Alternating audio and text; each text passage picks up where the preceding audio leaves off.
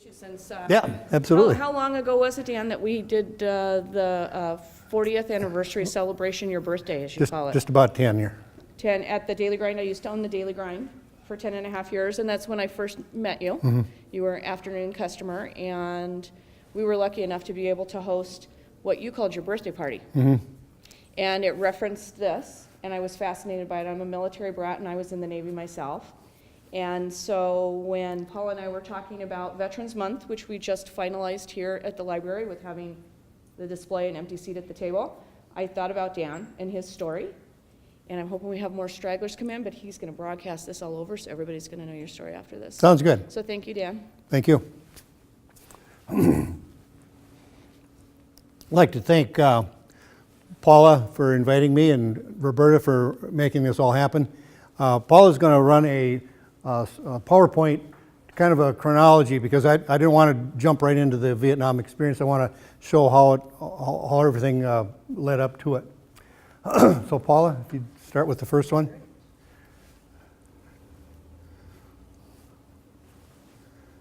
Okay. This is Dan at age 18, very first day of basic training. Actually, I'll go back, step back one day. Before that, we were in Sioux Falls, and a bunch of us that had enlisted were assembled, and then we were flown out to Denver, where we caught a flight to El Paso, Texas. That's the home of Fort Bliss.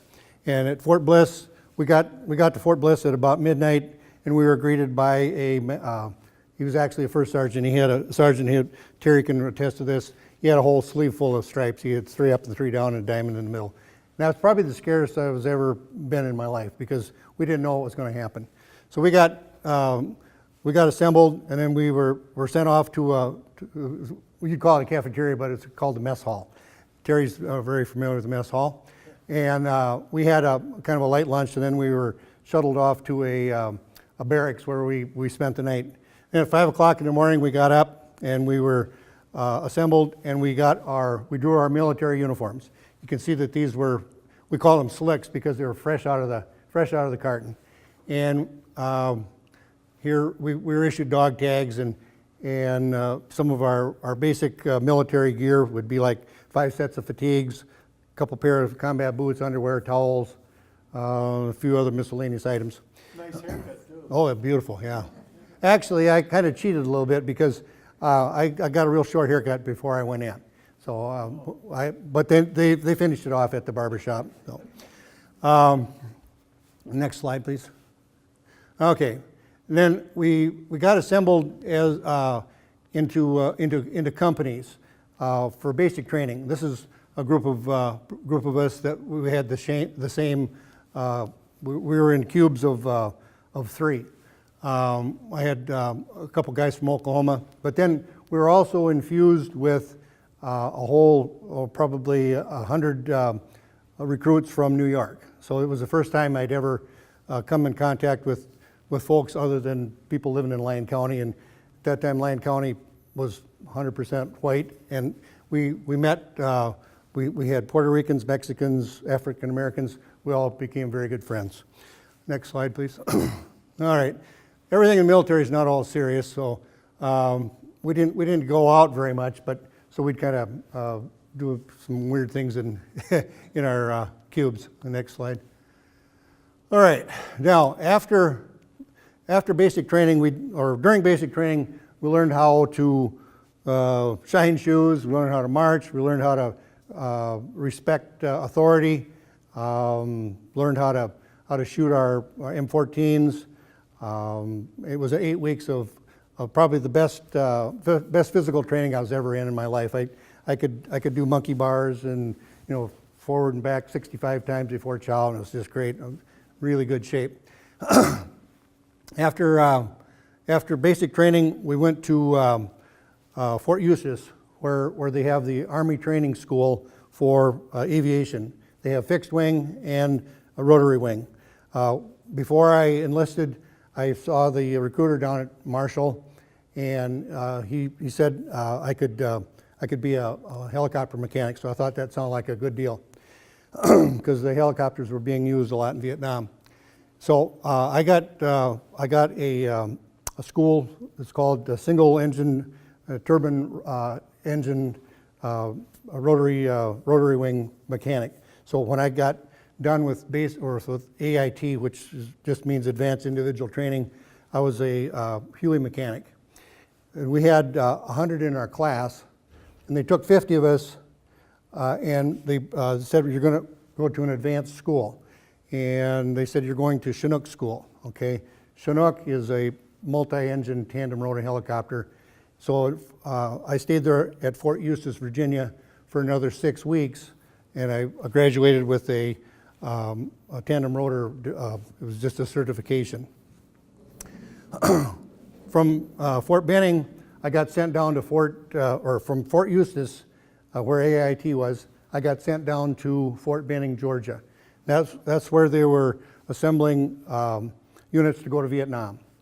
Okay, I got assigned to the 271st Assault Support Helicopter Company, which was a group of helicopter mechanics, pilots, cooks, clerk typists, the whole company. There was about 300 in our company. And this is a series of shots. Just prior to leaving for Vietnam, they said, we got to get you some field training. So they loaded everything up into our Chinooks and also trucks, and we flew from Fort Benning to Fort Jackson, South Carolina.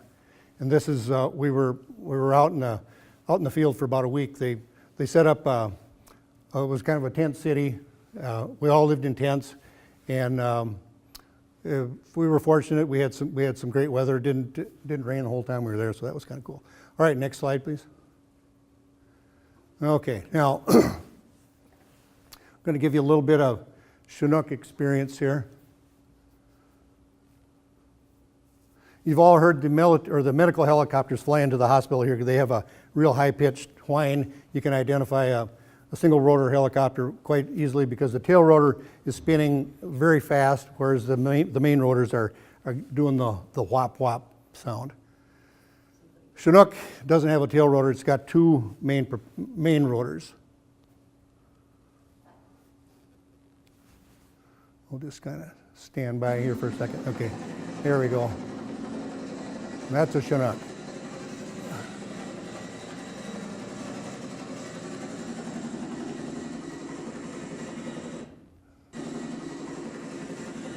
Now if we can...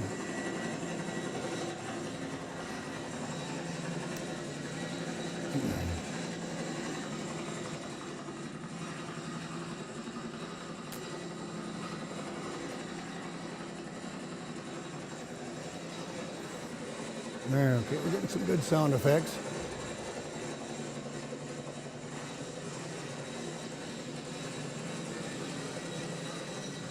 This sounds like a Chinook hovering. You just kind of have a few technical difficulties. Okay, here we go. Oh, oops. Yeah, it looks like. Yeah.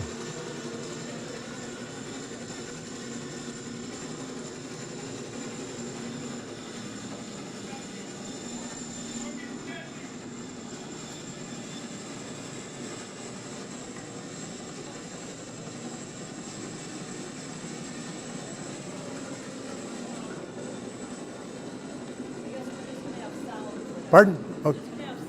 Okay. All right. Perhaps just go to the pictures.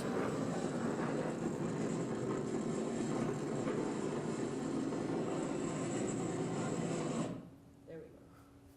All right. Now we're back where we're supposed to be. I apologize. Okay. All right. Next. Okay. On our way back from Fort Benning, we actually had to land at do an unscheduled landing because we had a indication on the number 2 engine that there was a chip. In the oil sump of a Chinook, they have a chip detector. So if there's metal filings that come off, you get into this sensor, a light goes off in the cockpit, and so we had to do a little maintenance at an airport that we weren't scheduled to stop at. The next slide, please.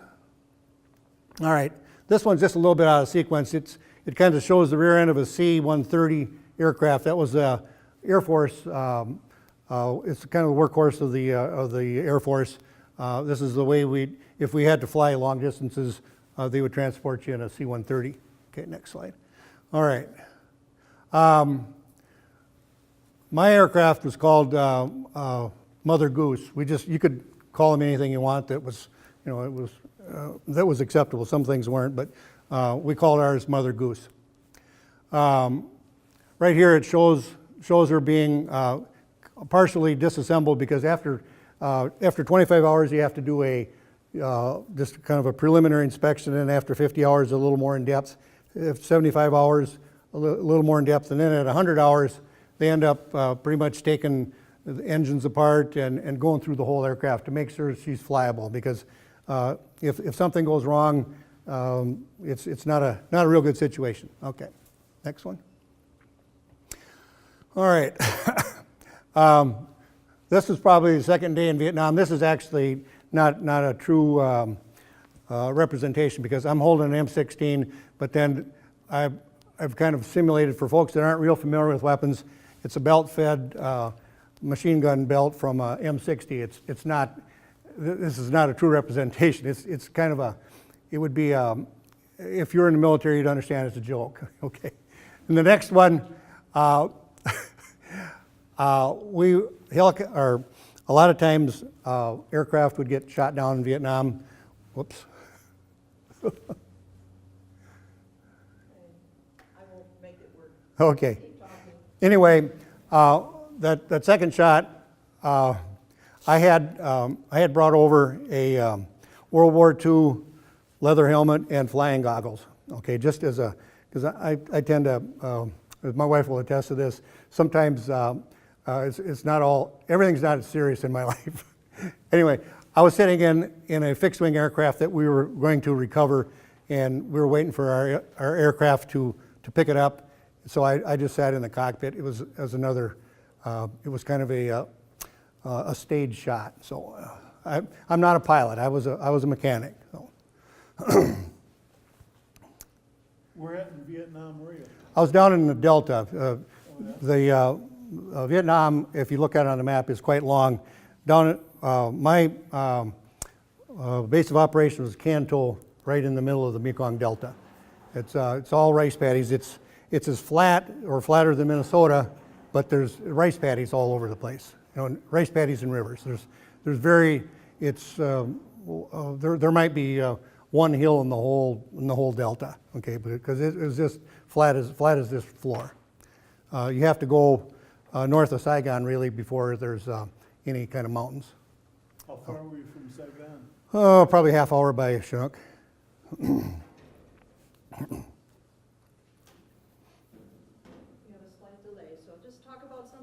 Okay, all right. I'll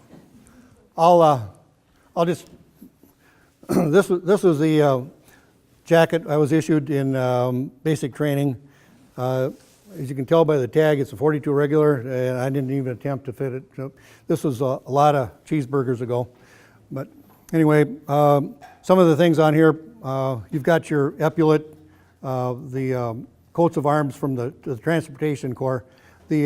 When I graduated from the Fort Eustis Aviation School, that made you a member of the Transportation Corps. So the Transportation Corps consists of boats, airplanes, railroads, trucks, and so on.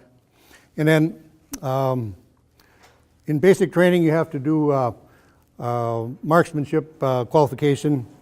And then later on, after I got to Fort Benning, I qualified expert with the M16.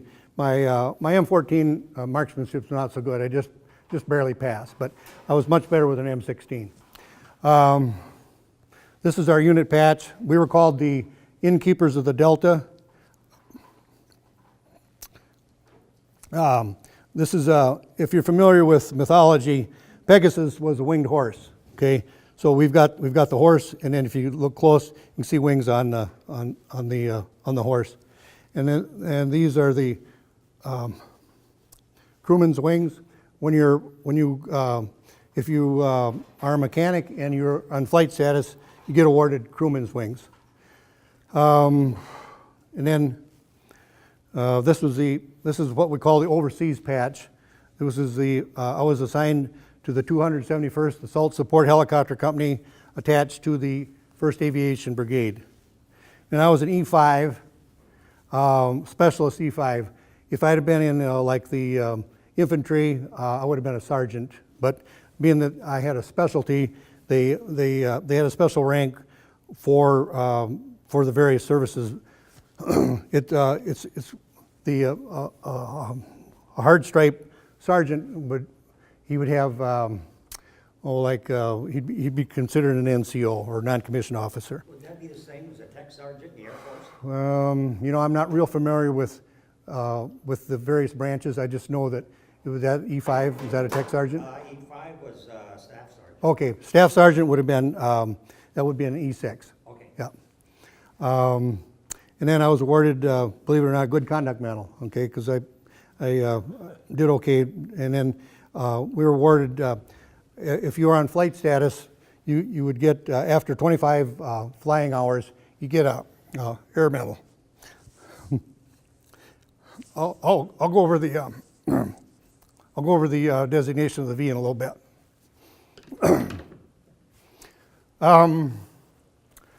Okay, we're back to the just about here.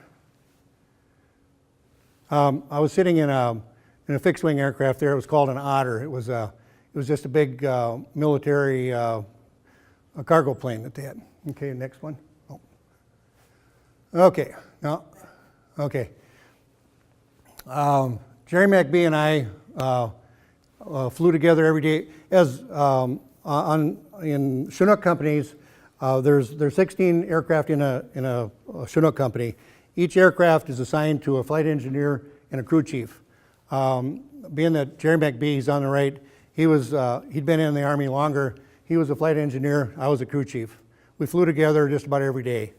And this is we just landed in country, and we were in Canto, Vietnam at the time.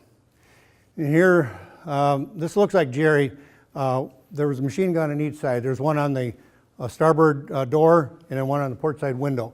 And these were just belt-fed machine guns. Okay, next slide.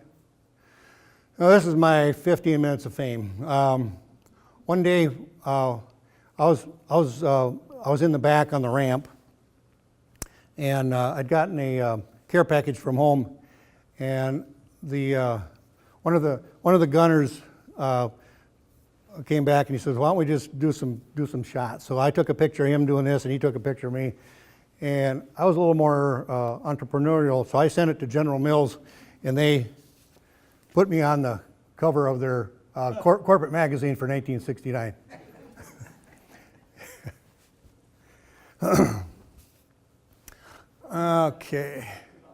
Okay, here it is.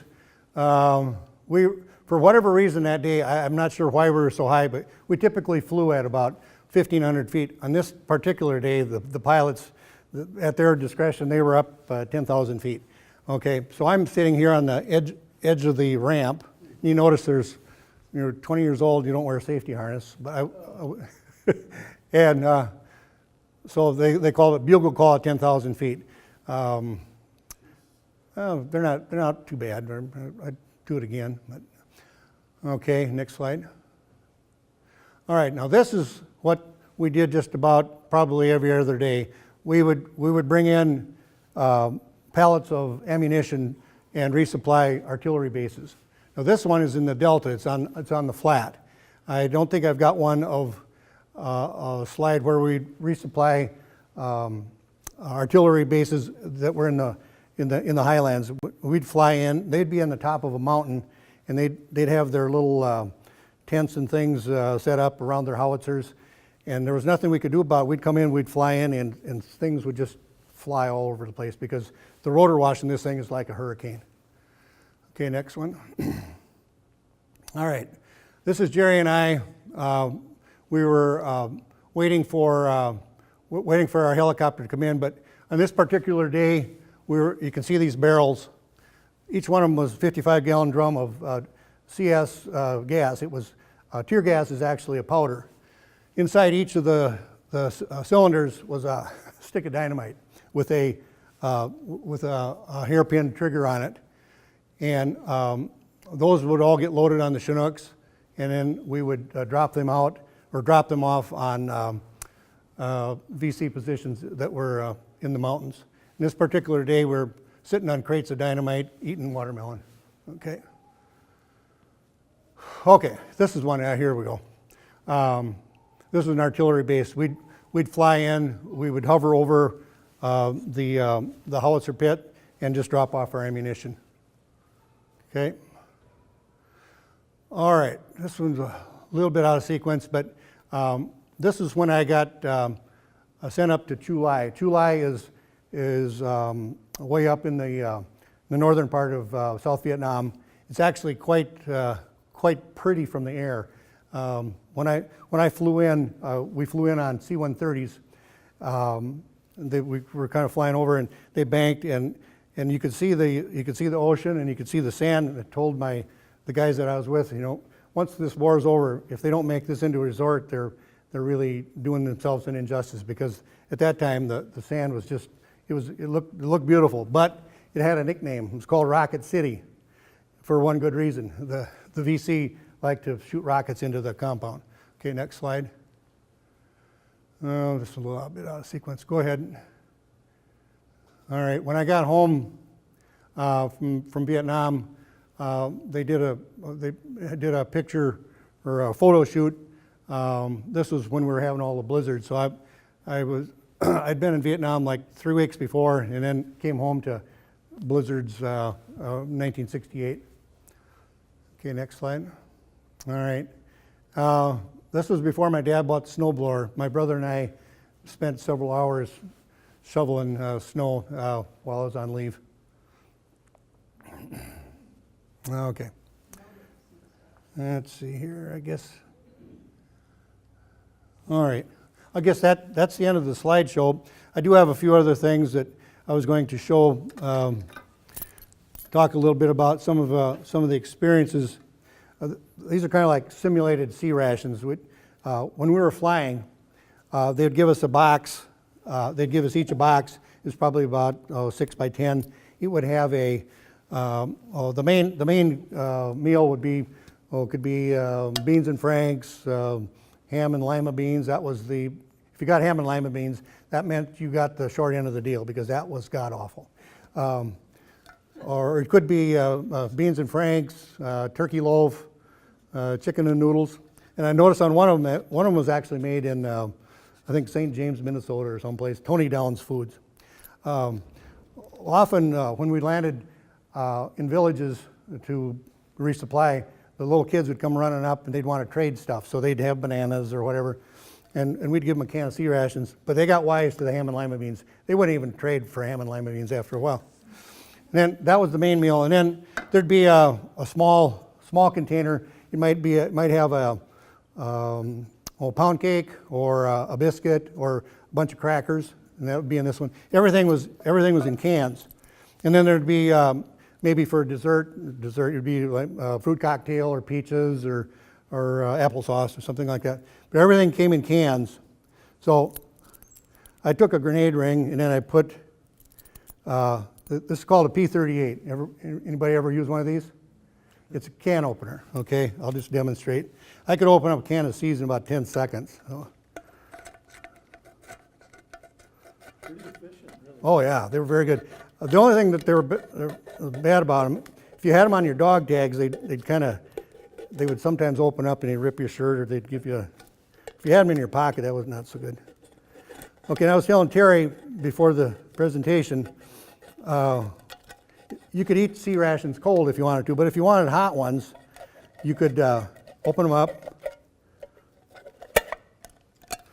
and then stick a hole in here, then hold them up to the, okay, I wish we had a Chinook picture. On the back end of a Chinook, there's what they call an APU. It's a little jet engine that creates hydraulic pressure that you can start the main rotors with. Okay, but it has an exhaust. It's about 4,000 degrees Fahrenheit. So you'd stick it up there, hold it up for about 2 seconds, you'd have a hot meal.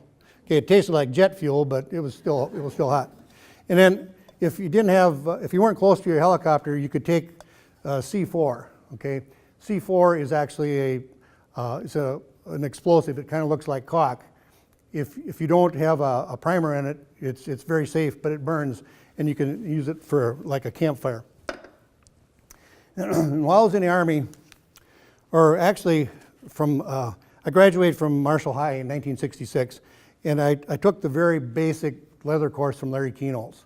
We didn't make I think we made key holders or something like that, or bookmarks or whatever. But in the Army, I was given the opportunity to go to craft shops, and I learned how to do a lot of leather crafting. Before I went to Vietnam, I made a sheath for my knife, okay? I carried that the whole time I was there. And then once we were in country, we had chevrons like this on our uniforms when we were stateside, but once we got in country, everything was called subdued because this stood out too much for, you were basically a target. So everything was given a subdued look. So this is what our flight wings were. And then our name tags, Terry can probably attest to this, they were white at the beginning, okay? But once we transitioned to Vietnam, everything went into subdued.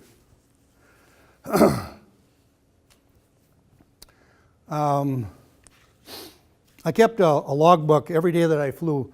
I flew probably 15 to 20 days a month, so I kept track of all my hours every day. And every now and then, inside of Chinook, it's very noisy, so we'd be writing notes to each other to let folks know what we wanted to do. But this was my logbook.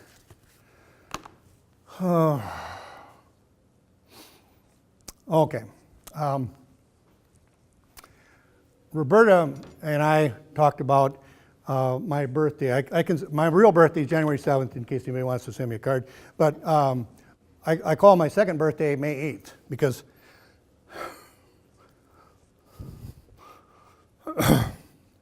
on May 8th, we took off flying one day, and we were resupplying an outpost. And we had some. We were doing a runway for them, and we were bringing in what they call PSP. It's pierced steel planking. We were flying at about 1,500 feet, and all of a sudden I noticed there were holes appearing in the aircraft, and pretty soon we were on fire. And our pilots made a good landing, and all of us got out safely, and we were probably on the ground. I'm not sure if it was 10 minutes or half an hour, but the Air Force we were fortunate enough to be close to an Air Force base, and we were rescued by 2 helicopters. All 5 of us made it out with just scratches and never got hurt. Our pilots were awarded a Distinguished Flying Cross for their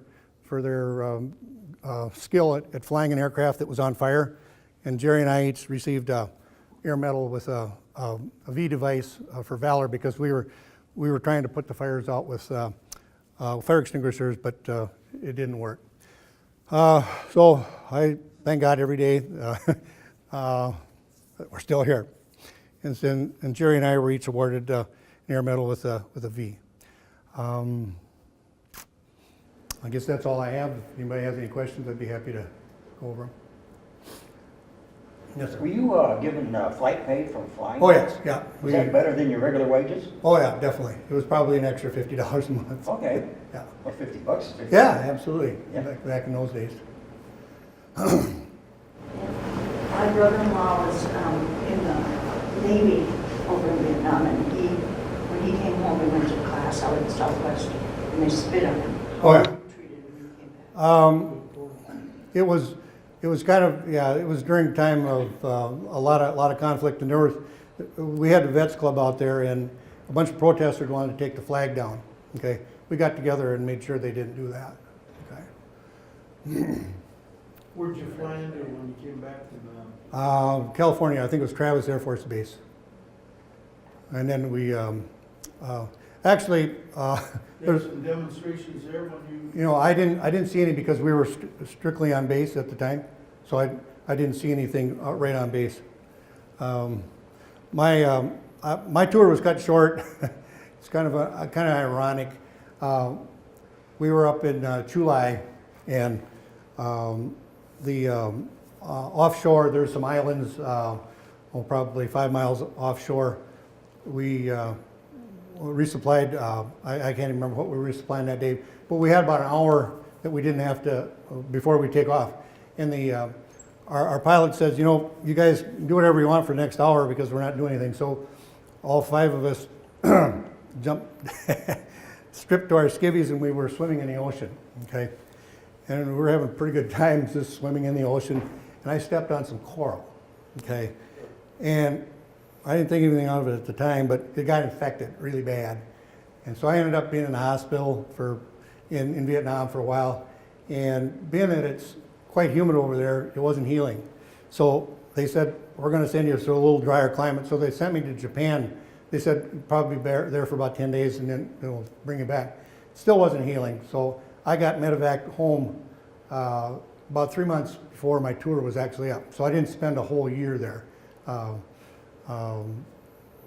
spent some time at Fitzsimmons Army Hospital in Denver, and it finally healed up. And then I got transferred to Fort Eustis, where I spent the rest of my tour. I had almost a year left. So when I got done at being in the hospital, I was sent back to Fort Eustis, where I was an instructor at the same place I had received my training.